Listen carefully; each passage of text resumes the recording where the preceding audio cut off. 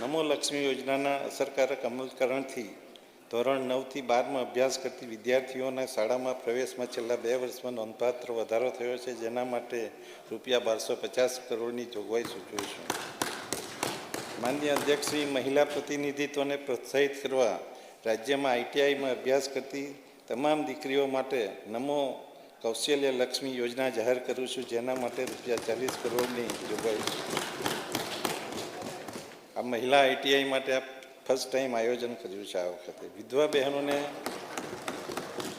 બહેનોને આર્થિક રીતે મદદરૂપ થવા તથા ડીબીટી માધ્યમથી માસિક સહાય મળી રહે તે માટે કંગુ સ્વરૂપ આર્થિક સહાય યોજના અમલી છે, જેના માટે રૂપિયા 2848 કરોડની જાહેરાત કરી.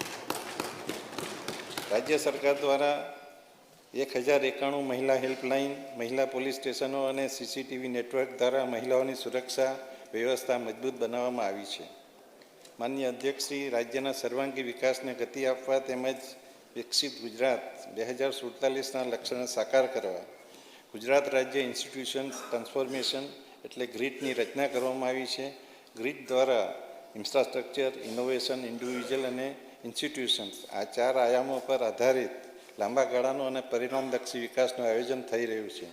રાજ્યમાં સર્વાંગી અને સંતુલિત વિકાસ માટે દક્ષિણ ગુજરાત, મધ્ય ગુજરાત, ઉત્તર ગુજરાત, સૌરાષ્ટ્રના દરિયાકાંઠાનો વિસ્તાર અને કચ્છ એમ 6 ક્ષેત્ર માટે ઇકોનોમિક માસ્ટર પ્લાન તૈયાર કર્યા છે, જે અંતર્ગત દરેક ક્ષેત્રની જરૂરિયાત મુજબ પ્રોજેક્ટ તૈયાર થયા છે, જેનાથી આર્થિક પ્રવૃત્તિઓ, રોજગાર સર્જન અને મૂડીરોકાણને પ્રોત્સાહન મળશે, જે માટે રૂપિયા 2000 કરોડની જોગવાઈ સૂચવું છે.